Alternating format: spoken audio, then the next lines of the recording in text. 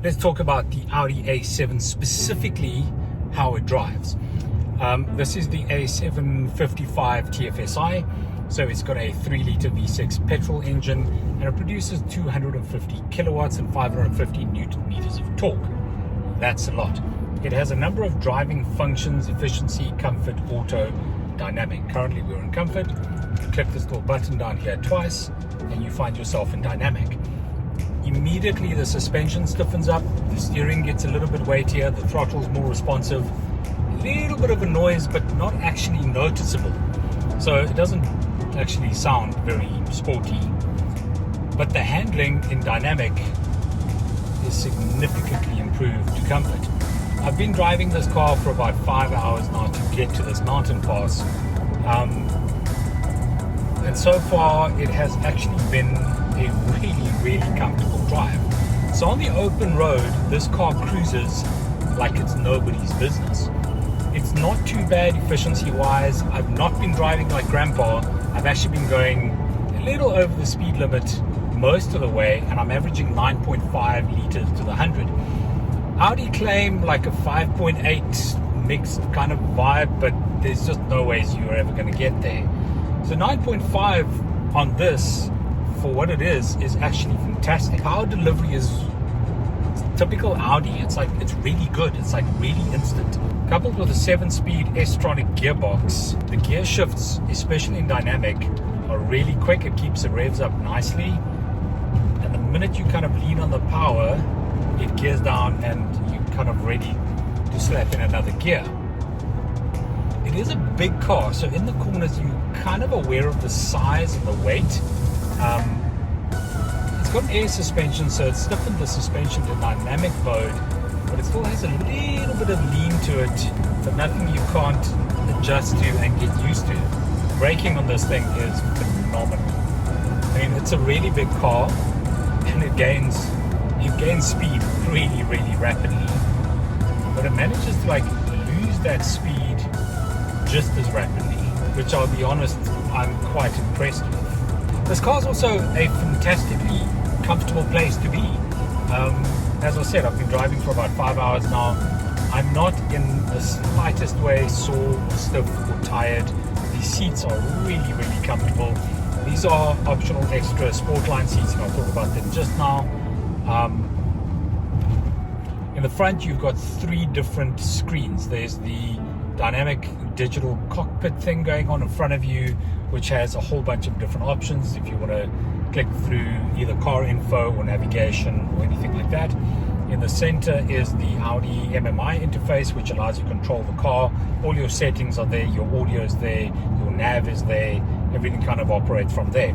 Below that there's another screen, and that actually is all the climate control and a few other functions in the car, like turning the start-stop system on and off, bringing up the wing at the back. Oh, that's right, there's a wing.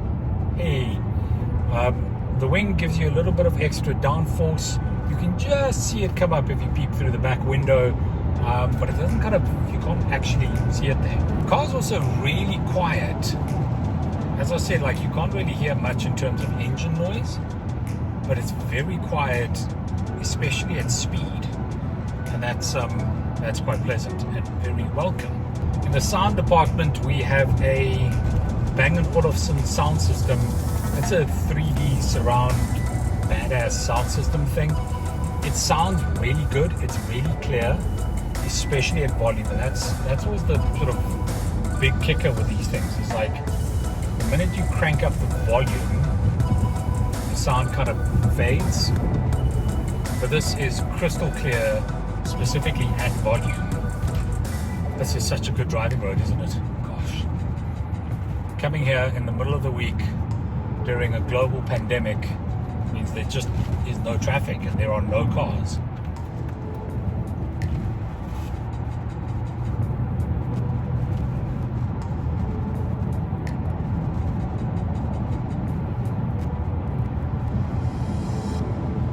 There are 2 USB ports at the center console, which allow you to plug devices into. Their charging ports as well as data ports. So on the data side, you plug your phone in, you get Apple CarPlay or Android Auto. And an interesting disconnect on the interface the two screens in the front here have haptic input. So you don't touch the screen, you kind of press the screen for buttons. And when you plug your phone in and you connect Apple CarPlay, the haptic interface goes away and it becomes a touch screen, which is a little bit disconcerting if you've been using the interface significantly in either mode and then you switch to the other. You're either kind of tapping the screen and nothing happens, or you're in CarPlay pressing the screen and it's doing funky stuff. Kind of thing that could use a little bit of work, but it's not major. And then there are one or two small glitches with the audio in both Apple CarPlay and the Bluetooth MMI interface. Not sure whether it's car related or just iPhone related, but small things like you stop music and you can't start it again, you have to skip songs. Again, not the end of the world considering all the features you get in this car.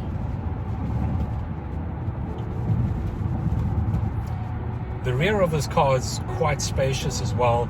It's got a massive boot, and all in all it's just an incredibly comfortable place to be. But it has the ability to kind of, you can press a button, kick in the power, and have a really good drive. Typical Audi Quattro is really grippy and holds on really well, turns in nicely. As I said, you're aware of the fact that it's a big car, so you're a little bit hesitant in the corners to stick it in too quickly.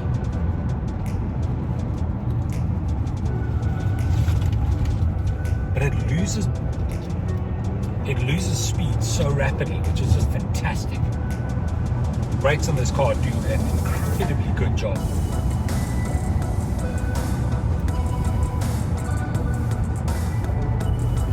I think some engine noise here would be nice. I imagine that's the kind of thing you'd get in the S7 or the RS7.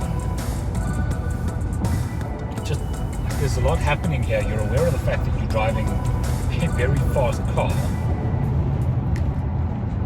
You're not like really getting much kind of audible feedback. And inevitably we catch up with a car. So this car retails for 1.2 million rand without any optional extras. This one, as tested, is 1.6 million rand. So there are 400, there's basically an entire Polo's worth of optional extras on this car. Now I'm going to pull over in a second and I'm going to tell you exactly what those optional extras are. So this piece of paper is the spec sheet and comes in the cubby of the car. Take you through some of the facts first and then some of the shockers. So as I said, this is a Audi A7 55 TFSI Quattro S-Tronic. VIN number, blah blah blah. Price is standard 1298. So that's 1.3 million rand for that car as standard. If you add these optional extras, you get to 1.6 million rand in optional extras. So as I said, that's an entire Polo just in extras on the car. But before we get to that, it is a V6 engine. It produces 250 kilowatts and 500 Newton meters of torque. Got a 7-speed S-Tronic gearbox. Gets from 0 to 100 in 5.3 seconds, which is quite rapid. Top speed is 250 kilometers an hour, although that is probably limited. Fuel consumption, nothing they say here makes any sense. 9.5 on the open road. Fuel tank is a 73 liter tank, and luggage capacity is 535 liters. That's a lot, and that's thanks to like the boot that opens, and the A7, because of the slant, like there's a lot of space in the back of that car. It's fantastic. But let's talk about some of these optional extras. So the total comes to 338,000 rand. Metallic paint, 4,500 rand. It's actually not bad. Actually 5 grand for like a grey car. Ish. Exterior mirror housings in black, 2 grand. Right, and then the wheels. They're Audi Sport wheels, 5 V-spoke star style, glossy anthracite black, diamond tuned. 21,000 rand for the wheels. Audi music interface for rear seat area, is 2,700 Rand. It's like a lot for kids, you know. Adaptive air suspension. Now this is worth it. 36 grand, but I would not have that car without the adaptive air suspension. Audi Presense front, that is 7 grand. Again, totally worth it. Upper and lower interior elements leather, 17 grand. Again, like, you're not going to buy a 1.3 million Rand car and then have like a bunch of cloth on the inside because you skimped on 7k for some leather. Sorry, 17k for some leather. So totally worth it. S Sport seats, 30 grand. Yeah, I don't know. I think the standard seats would be okay, so you can slash that 30 right off. The leather embossed S logo on the seats. No, 7,300 Rand. Night vision assist, 40 grand. Night vision is really awesome, and this is what it looks like. But I don't know whether it's worth the 40 grand. Like, if you drive in a lot of fog regularly, sure. Otherwise, no. Head-up display, 25 grand. Take that right off the list. City Assist package, which I don't even know what the City Assist package is, but it's 23 grand. You can probably do without it. Audi HD Matrix LED headlamps with a laser light, LED rear combination lamps, and headlamp washer system. 20,000 Rand. You want that. Those LED headlights are just gorgeous. 360-degree camera. Definitely want that. 12 grand. Dynamic all-wheel steering. 34 grand. Yes. All-wheel steering on a quattro car that size in corners like this, that is why it handles so well. 34 grand, money well spent. Black styling package, 10 grand.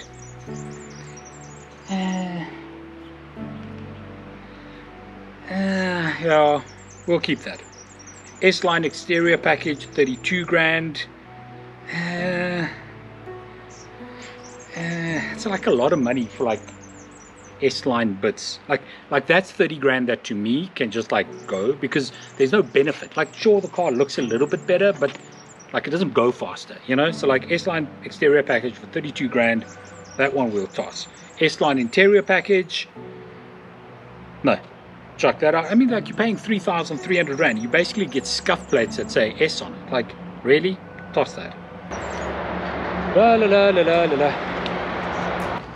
Right, fuel tank with increased volume, 2 grand. So that means the 73 litre tank that comes with this car is not standard. Probably like a 60 litre tank. Fuel tank makes a lot of sense. For 2 grand on a Grand Tourer like this, it makes so much sense. You just get more range. So keep that. And then the last item, which I think is really cool, and I keep it just because I think it's cool, is the windshield wipers with integrated nozzles. So you know how like a car has like nozzles on the bonnet and they like spray up on the window and then the windshield wipers clean it? So this integrates the washer nozzle with the wiper. So when you wash the windows, it literally comes out of the wiper straight onto the glass and then cleans it. Keeps your car a lot cleaner. That's cool. 6 grand. You've just spent 1.3 on a car. We can do the cool nozzles. So, would I buy an Audi A7? Yes. If I was in the market for a sedan in this kind of category, I think the A7 would get my money. I would take it over the A6 simply because I prefer the body style of the A7, but otherwise they're pretty much the same car. I just really like the sloping roof line at the back. I like the extra space. The A6 Avant appeals to me a little bit, but I prefer the A7 body style. If I was looking for an SUV, then probably Q8 territory. But this A7 is an absolutely fantastic car. Thanks for watching, and I'll catch you in the next one.